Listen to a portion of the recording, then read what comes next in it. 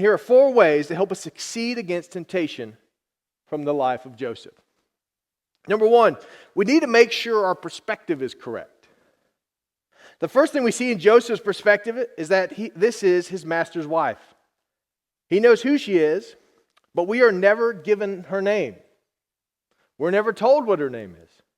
What is her name? For all intents and purposes, she doesn't have one. Her name is temptation. And her second name is Potiphar's wife. That is her name in this text. That is what we are given. How many temptations in our own lives we would be able to avoid if we had with an easier time, if our perspective was correct? You say, what is her name? Her name is simply not my wife.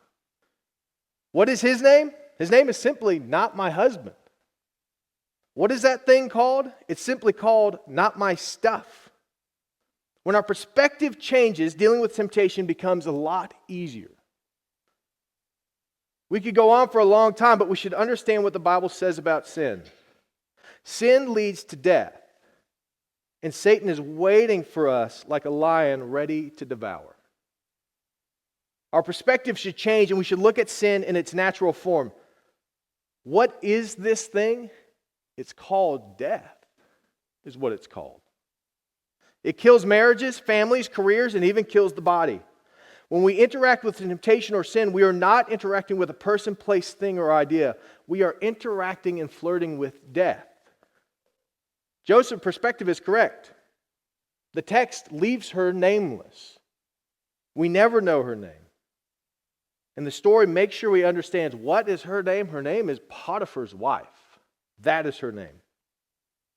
His perspective is correct in who she is. As a student pastor, one of the most common questions I got was, where is the line? Students always wanted to know where the line was. How far can I go without going over? And especially in relation to this topic, they ask, can you define it? What exactly is too far? When have I actually done the thing that we're talking about here?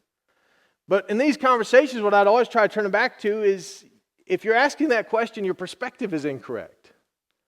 I would also tell them that the Bible never gives that definition. It just tells you not to, and that's where we're going to leave it.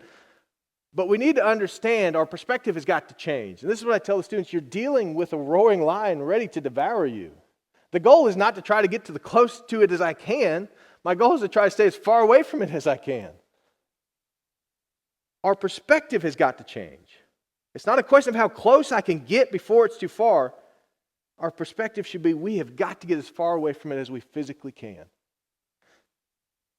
What is her name in this text? Her name is simply not my wife. And that's where it ends. Number 2, as we continue to look how to succeed against temptation, we need to realize who our sin will hurt. Joseph now points out the trust that Potiphar has for him. Potiphar has given Joseph everything. Joseph is certainly still a slave in this house, but as far as the slave life goes, it's probably better than most. He acknowledges the trust that Potiphar has for him and put in him. Everything he has been given. He has the correct perspective and understands who the sin is going to hurt. The sin is going to hurt his relationship with Potiphar, the trust that Potiphar has put into him. He says, he's given me everything except for one thing, you. And he understands that this will destroy that relationship. Sin will always hurt us, but there will almost always be someone else who is hurt in the process. Sin will always destroy our own body, but it will also hurt and destroy those around us. Sin is never victimless. We set ourselves up to failure when we don't realize or don't acknowledge who it hurts. Joseph knows the sin will destroy the trust and relationship with Potiphar. When we sin, we hurt ourselves and those around us. And I think of another conversation with a student, a life group leader, about a student. One evening, this life group leader picked up her student to take her to dinner, to talk with her, see how she was doing. And as she got in the car, she informed the life group leader that I have stolen the outfit that I am wearing. The life group leader did a great job of keeping calm and just asking her some questions. When did you do this? Why did you do this? How did this come about? And then she asked her the question of why. Why would you do this? And the student's reply summed up the way a lot of people thought about 4 or 5 years ago. She said, she says, what I'm doing is I'm hurting these corporations and the billionaires who own them. Well, the life group leader did take her time to tell her that, well, your perspective is wrong. You haven't really hurt the owner of whatever industrial store you stole this from. They'll never know you did it. What you've hurt is you've hurt the employees, you've hurt the managers, and you eventually hurt yourself as prices go up. The student's perspective was wrong. Now, stealing is never correct, even if you think it's going to hurt the person you're trying to hurt, certainly so. But the student's perspective was all out of whack. She didn't know what she was doing. Her perspective was wrong. Even if we have a wrong view of who our sin will hurt or how it will affect others, it will still do that. Joseph realized who he was truly hurting. And what we'll see next as we get to point number 3, even if we don't think our sin will hurt anybody else, even if we don't have a correct understanding of who our sin will hurt, we have got to understand who we are sinning against. We need to realize we are sinning against God. Our sin will hurt those around us, but we are ultimately sinning against God. This forces our perspective back to the correct position. Joseph realized this and tells Potiphar's wife who he is sinning against. He cannot do this great act against God, is what he says.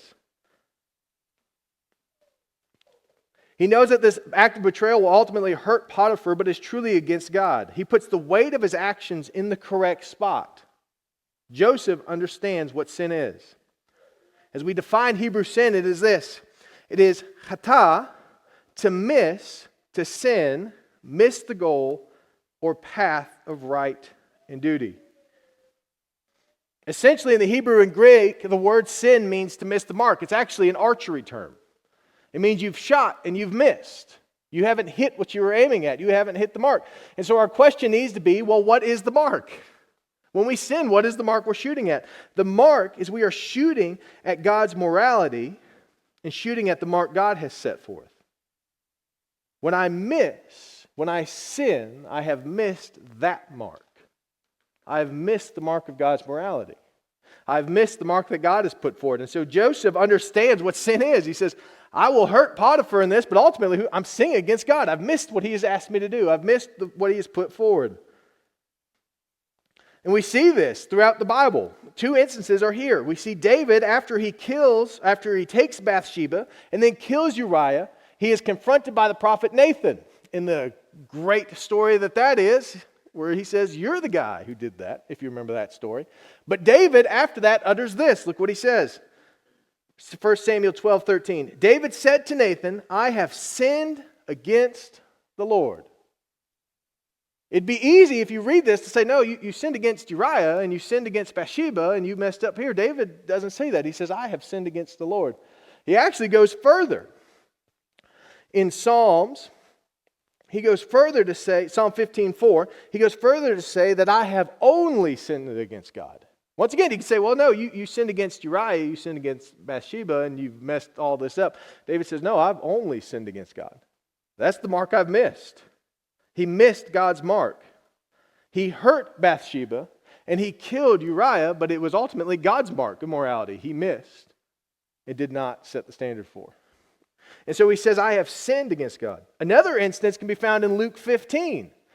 Jesus tells the parable of what we commonly call the prodigal son. The son goes out, he spends all his dad's money, and he comes crawling back to his dad, and he begs for forgiveness. And in this parable, this is what the son says in 15:21. The son said to him, Father, I have sinned against heaven and against you. I am no longer worthy to be called your son. This is extremely important as this parable portrays the Father as God and the Son as us. Who has the Son sinned against? He sinned against God.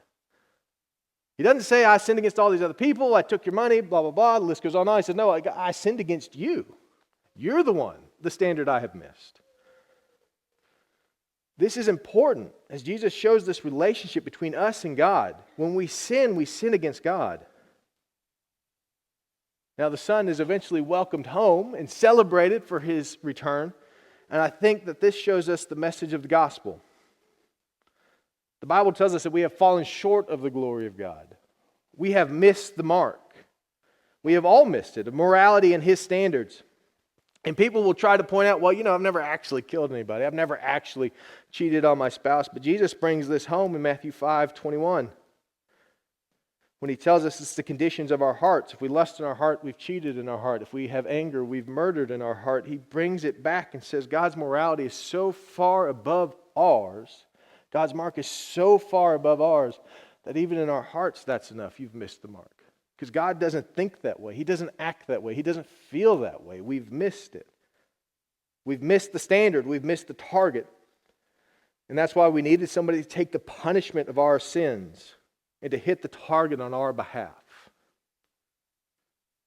When I sin, I miss God's mark and I need forgiveness. God made a way for us to enter into the right relationship with Him through Jesus' sacrifice on the cross. When we put our faith in His redeeming work on the cross and declare Jesus as Lord, it is as if we have never missed the mark. The Bible tells us we're justified. And that is to be made right before God, as if we've never missed. If you haven't put your faith in Jesus, don't let today end without doing that. We are certainly not promised tomorrow. Don't let today be done without that. And this leads us to the fourth way to succeed against temptation from the life of Joseph. Number 4, we need to realize that when all else fails, we should run. Joseph is in a situation he can do nothing about. His actions have put him here. No, his actions have not put him here. And he seems to be avoiding the situation at all costs. He is a man of integrity. He is fighting against this with everything he has, but there's nothing he can do. Temptation never picks convenient times and can leave us feeling hopeless. When these times come, we can often overthink it or even find ourselves entertaining these ideas. Will I really get caught? Would it really hurt somebody else? Honestly, I deserve it more than that other person does. Anyway. But the Bible is clear. The best thing we can do when tempted is to get as far away as possible. Jesus would go on to tell His followers, once again in Matthew 5:29 and 30, that it's better to cut off your hand and pluck out your eye than it is to fall into sin. The language here is striking on purpose. It's supposed to perk us up, but cause us to wonder. He says this is how important this is. Yeah, if your coat gets caught in temptation, go ahead and just leave that behind. He says this is how important it is. Joseph has no concern for anything other than getting away as fast as physically possible. We need to realize the seriousness of sin. When we find ourselves caught up in temptation, we need to be willing to leave everything else behind and to get away as fast as we can. And we need to rest in the promises found in 1 Corinthians 10:13 that tell us, no temptation has overtaken you that is not common to man. God is faithful, and He will not let you be tempted beyond your ability, but with the temptation He will also provide the way of escape that you may be able to endure it. When tempted, we need to take our out. We don't need to entertain it. We don't need to let temptation turn to sin. We don't need to play with it. We need to get out and take the out that God has given us. We can see the same idea in a comment by Larry Eames, who comments on rattlesnakes. He likes to hike, and he says rattlesnakes are very common in his area, and he always gets terrified when he sees them. It can be a frightening experience to see a coiled up rattlesnake sitting by the side of your path as it is ready to strike. He makes the comment, he says, between the deadly accuracy and the deadly venom, they are quite a dangerous thing. And so he's developed a 2-step plan in dealing with rattlesnakes in his life. They're not hard to memorize or hard to remember. The first one is shun, and the second one is avoid. Get away as fast as you can. It's not complicated, and it's pretty straightforward. And this can also be said about temptation. We should do everything we can do to shun and avoid sin as if it's a rattlesnake curled up on a trail. If all else fails, get away from the snake by any means necessary. Because sin, like rattlesnakes, are deadly and can destroy our lives.